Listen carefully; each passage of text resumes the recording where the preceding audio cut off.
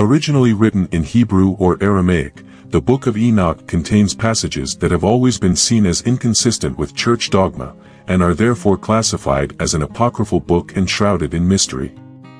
Welcome to the channel. Today we will explore some intriguing aspects of the secrets of the Book of Enoch. We recently talked about Enoch, the man who was taken to heaven while still alive. Currently, few churches use the Book of Enoch, among them the Ethiopian Jewish community, which has always considered the text authentic, and the Abyssinian Baptist Church, of Ethiopian origin but linked to Christianity. Enoch is an enigmatic figure in the Bible, being mentioned briefly in Genesis 5 verses 21 to 24, Hebrews 11 verse 5, and Jude 1 verses 14 to 15. Enoch had his son Methuselah at the age of 65, and from that moment on, he dedicated his life to walking with God, according to biblical tradition. He lived before Christ and, at the age of 365, he did not die, but was taken by God, an experience described as a rapture, where body and soul ascend to heaven.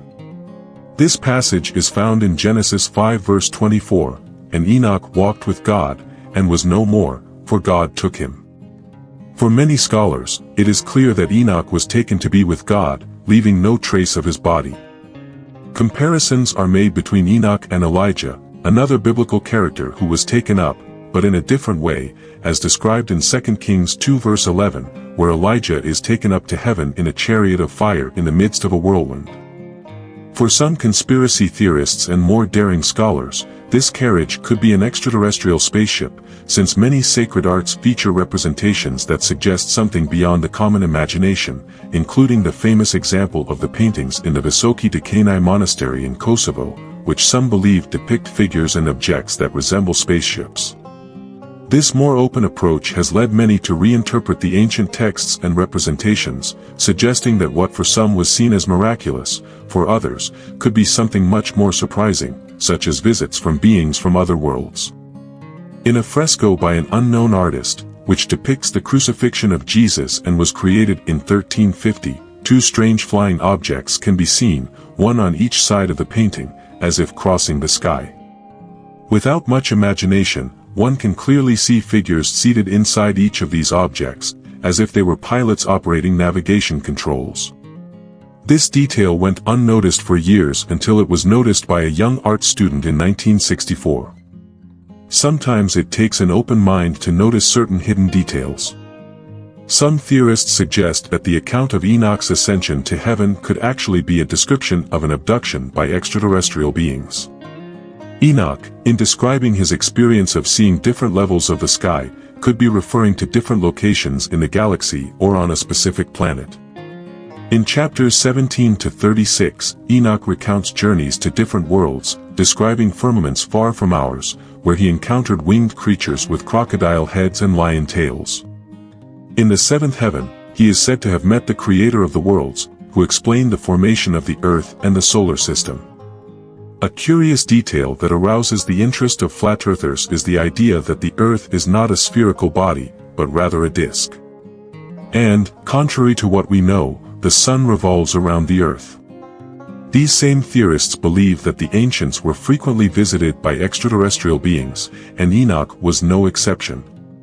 However, the ambiguity of ancient translations, which often used conventional terms to adapt to the understanding of the church or the general public, makes it difficult to clarify these texts.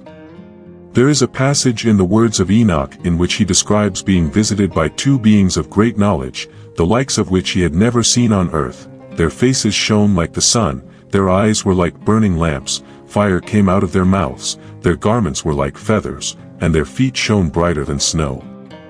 They called him by name, and Soviet scientists argue that this could be an account of an extraterrestrial visit. In one passage, Enoch states that his journey lasted only a few days, but upon his return he discovered that he had spent much longer on earth. For centuries, there have been brief mentions in the Bible of giants who existed before the flood. These giants, known as Nephilim, were imposing beings who inhabited various regions of the earth, and were the result of the union between angels and human women. According to the story, these angels descended from heaven, fell in love with the daughters of men, and abandoned their celestial origins to live with them. Each angel chose the woman who caught his attention the most, creating families with giant children. Over time, these families began to face difficulties in supporting their giant children, especially when it came to food. This resulted in a revolt by the Nephilim, who began to devour the livestock of their own families and those of other breeders. These angels, who were sometimes described as winged beings and sometimes as those who descended to earth in chariots of fire, have always brought with them a load of ambiguity. If you believe in the Bible and the Christian faith, you will probably interpret these angels in a religious way. But for those with more curious minds or open to unconventional theories, there are those who suggest that these angels were actually beings of extraterrestrial origin. The Book of Enoch itself describes God not exactly as the creator, but as a leader of an alien race. Enoch is said to have prophesied the end of the giants and much of humanity. In the book of Jude, verses 14 and 15, it is mentioned, Enoch, the seventh from Adam, prophesied about them, "See, the Lord comes with 10,000s of his holy ones to judge all and to convict the ungodly concerning their wickedness and the arrogant words they have spoken against him." According to scholars, this prophecy coincides with the Great Flood, seen as God's response to human provocations, unbridled lust and cruelty. Only Noah and his family were spared, with the mission of building an ark to save his lineage and some animals. On the other hand, there are theories that suggest that the flood was not a divine action, but rather the result of the use of an alien weapon that flooded a vast region where Noah lived. Of course, the biblical text does not mention modern terms such as extraterrestrials, flying saucers, or alien weapons, but some theorists interpret and translate ancient expressions to give a new meaning to these narratives. The same applies to translations of religious texts, which are often adapted to align with the beliefs of each group. Jews and Christians, for example, interpret biblical texts in different ways. However, one thing is clear: while different times and cultures do not speak to each other, it remains difficult to distinguish what is reality from what is the fruit of the imagination of the ancients who inhabited our world.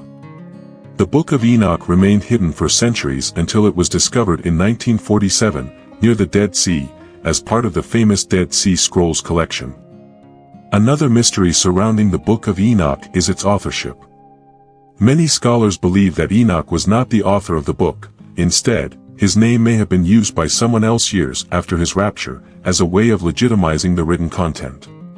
Therefore, the book is considered a pseudepigraphal text, that is, a work attributed to an important figure, but written by someone else. And you, which side are you on?